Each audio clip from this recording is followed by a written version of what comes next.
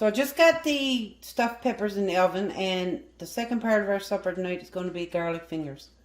So to make garlic fingers, it's very close to my bread recipe, although not quite. I use 2.5 cups of flour. So I'll just roughly get this leveled off here. So I'll dump that right in my mixer. If you don't have a mixer, knead it by hand on a breadboard or a pastry mat for roughly 8 minutes. 2. And I'm not going to hollow it my 1/2 cup measure. I'm just going to eyeball it. I'm going to go a little slightly less, I think. Okay, that's about 1/2 cup. I'd say that's good there. So I'm just going to dump that in there.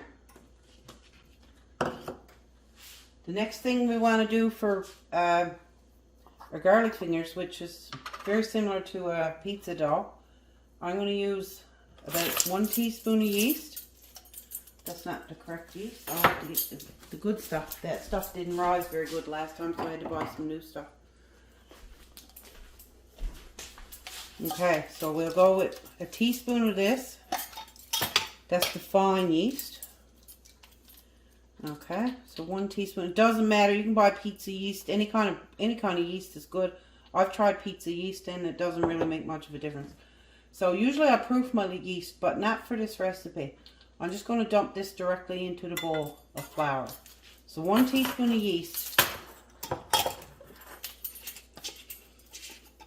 I'm going to use 1 teaspoon of sugar. I don't know what they do with my sugar. Here it is. 1 teaspoon of sugar. Just roughly level it out. And I'm going to use 1/2 teaspoon of salt.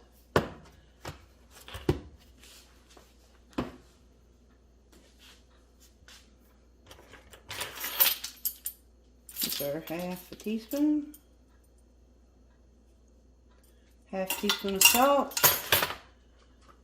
Okay, the next thing we need in here is a little bit of grease. Sometimes I use lard, sometimes I use butter. I'm going to get a little bit of whatever's handy.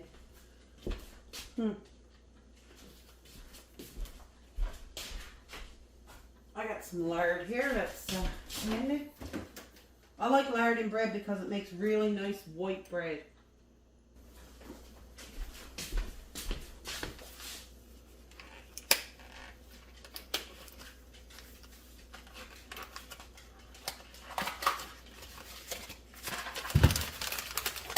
This is a nice new fresh block of lard.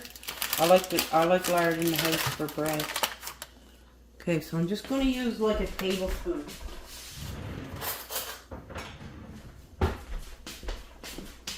Just a tablespoon of lard will do. About that much. I'm just going to put that in there. This is room temperature lard. I just brought it from the store and haven't got it put in the fridge yet, so it's you don't really need to chop that up to distribute it. It'll distribute itself. Okay, so that's everything. Now I have 1 cup of water, approximately. Just going to dump that right in there. I didn't mix anything yet. Just going to haul that up and turn on the KitchenAid. Now that's going to take about 8 minutes.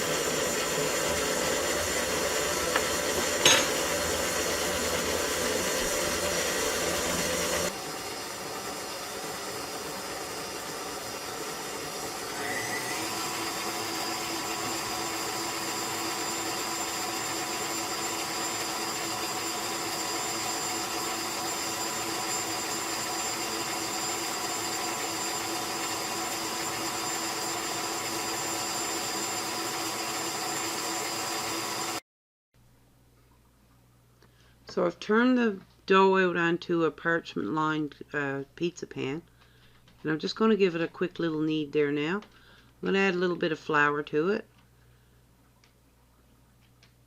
and just pat it down a little bit.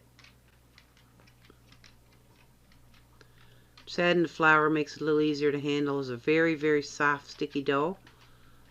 So by adding that little bit of flour, you're able to handle it a little bit better.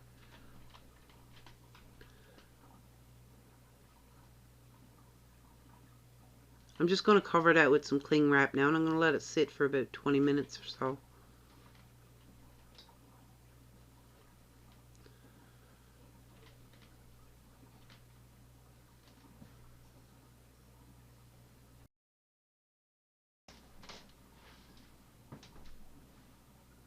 So next thing I got to do is get my garlic butter and my cheese ready while that dough is rising. This garlic press is really not a good garlic press at all. I struggle with that.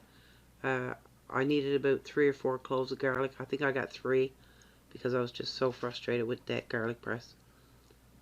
It's President's Choice garlic press, and it's probably the worst one I've ever seen. Everything gets stuck in it, and I really had to play around with it to get the garlic to come out at all.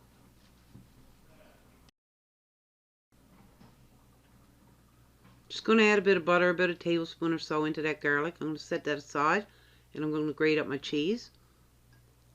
I use Black Diamond mozzarella cheese. Usually I use Saputo pizza mozzarella. It's a little stringier and it melts a bit better, I think. That's what I had there today, so that's what I decided to use. So now that my dough's been rising for about 20 minutes or so, I'm just going to spread it out a little bit. It's very soft, nice dough. I'm going to add a little bit of olive oil onto the top of that now and spread it around a little bit before I flip it over onto the pizza pan. The pizza pan isn't greased yet. I'm going to have to add a bit of olive oil to that as well before I finish spreading out the dough. So it's stuck onto the parchment there a little bit, but that doesn't matter. Okay, so now that I got that off there, I'll just get rid of this parchment paper. I'm going to take a little bit of olive oil in a minute, and I'm just going to put it underneath the dough, and that'll help spread the dough out in the pan a little bit. So I'm just going to start here.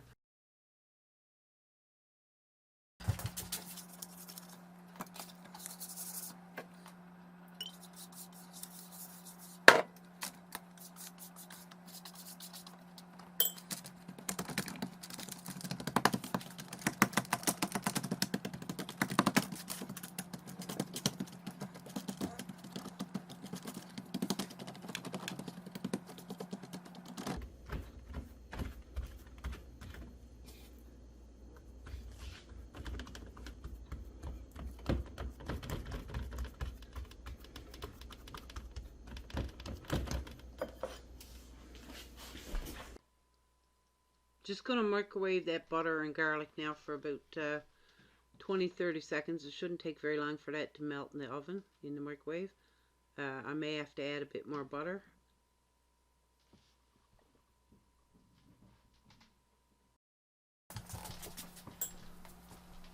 Yep, definitely not enough butter, so I'm going to add in another bit of butter in that and stir it around a bit, try to melt it.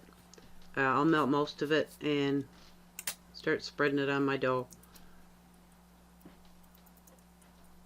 Just going to dump it out onto the dough here now. Start spreading it around. The garlic won't get spread all over the pizza crust or the garlic finger crust, but the taste of the garlic has gone through the butter, so it really shouldn't matter. There's only a tiny little piece of butter that didn't melt, so we'll just spread that out. It's fairly soft now, so it should spread fairly easily. Okay, I'm going to sprinkle that bit of cheese all over now. And I have my oven preheated to 450 degrees, and I'm going to stick that garlic fingers in the oven. And it takes about 20 minutes or so. So this is the final product. I did turn it up on broil, and I did add another little bit of cheese to it. It looks so delicious, and it actually was so delicious.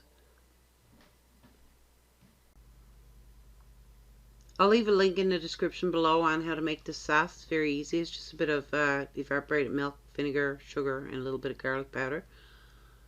If you like this video, please consider subscribing to my channel, and if you'd like to leave a comment, it'd be most appreciated, and a thumbs up would be very helpful. Thanks for watching.